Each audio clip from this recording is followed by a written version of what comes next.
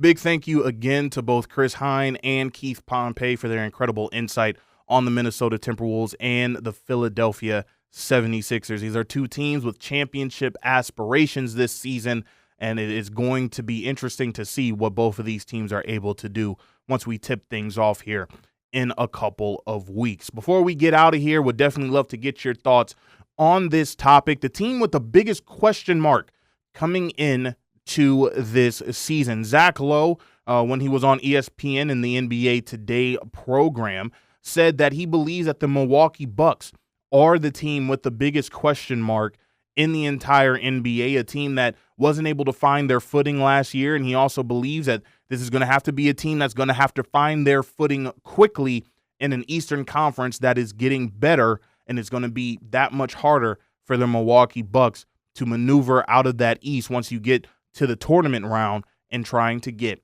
to the NBA Finals. And I agree with him on that sentiment, but I also believe that the biggest question mark for me is the Los Angeles Clippers. We talked about it with Keith Pompey. You really didn't feel that Paul George was going to leave the Los Angeles Clippers for absolutely nothing. And then also when you saw the LA Clippers decide to decline a trade offer made by the Golden State Warriors to get the services of a Paul George, you had to start believing that it seemed the writing was on the wall that Paul George would no longer be a part of the Los Angeles Clippers and what they are trying to do. You also see that with Russell Westbrook. It seemed to me that Russ had found a nice little position and a nice little role with the LA Clippers, coming off of the bench and being that spark plug on the second string. He's no longer there. You did keep James Harden, and I do believe that that is a great number two option to have to that of Kawhi Leonard, but seemed like more bad news came out of the Clippers organization when you have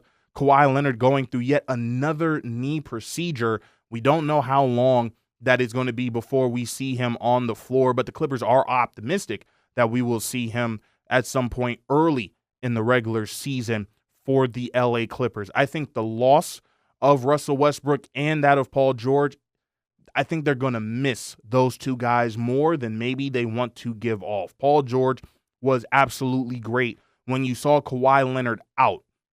And Kawhi Leonard's had his fair share of injuries since he has left San Antonio and even going to the Toronto Raptors, ultimately coming to California to play with the Los Angeles Clippers. It has seemed that he hasn't been able to stay on the floor long enough in order for the LA Clippers to have a long, deep playoff run. It just seems to me that that's been a struggle for him. But Paul George was that guy that was able to cover a multitude of those sins. Now, all of a sudden, he's no longer there. You had Russell Westbrook. Russell Westbrook is now no longer there. He's now with the Denver Nuggets, and I don't feel like you have that spark plug. So if he is out for a sustained amount of time at any point this season, you are looking at James Harden, and James Harden can be that guy that we saw a little bit in Philadelphia when you saw Joel Embiid out, and you need that guy to take over the offense. Is that going to be something the Clippers are going to be able to do for a long amount of time while they play the waiting game with a guy such as Kawhi Leonard, an individual that you paid a long-term contract extension to be your franchise centerpiece and the guy that you believe is going to help you make the NBA Finals?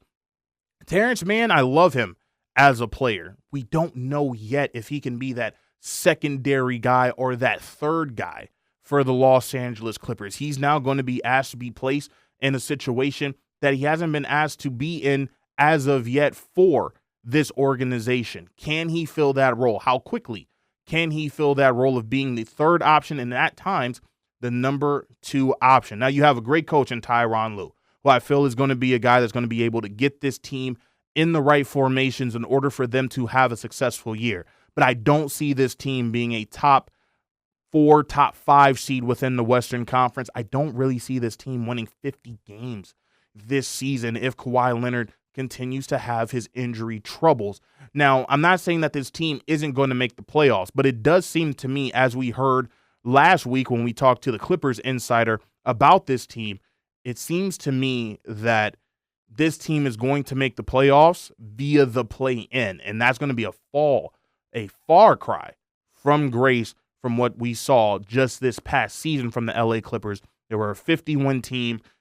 going into that first round where you thought that maybe this is a sleeper team coming out of the Western Conference. I believe there were a few people that thought, don't sleep on the LA Clippers just yet. It seems like you have Kawhi Leonard coming back. You have Paul George. You have James Harden. You have Russell Westbrook. 4 surefire Hall of Famers on one team. They're going to be able to figure this out as well with a great coach, a championship-winning head coach in Tyronn Lue. And they weren't able to seal the deal there. I understand there were a lot of reasons as to why that happened. However, when it comes to this year, and you don't have Russ, you don't have Paul George, and you have a Kawhi Leonard who he was supposed to be on Team USA, if you remember correctly, and then he decided to leave because the Los Angeles Clippers and Kawhi Leonard wanted him to focus on his rehab to make sure that he was ready for the regular season. And now it's coming out that he had a procedure that they're optimistic about when it comes to him coming back for this regular season.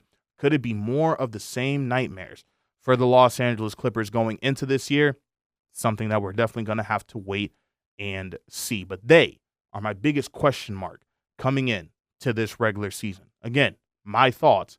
I would love to hear yours. That's going to do it for us here on Open Gym. RJ Saunders here with you, John O'Leary, making it all happen behind the scenes. And we thank you again for commenting, liking, and subscribing to this show and watching everything that goes on inside of Open Gym. We'll be back with you again to talk and look more across the association as we are just a few weeks away from regular season tip-off in the NBA.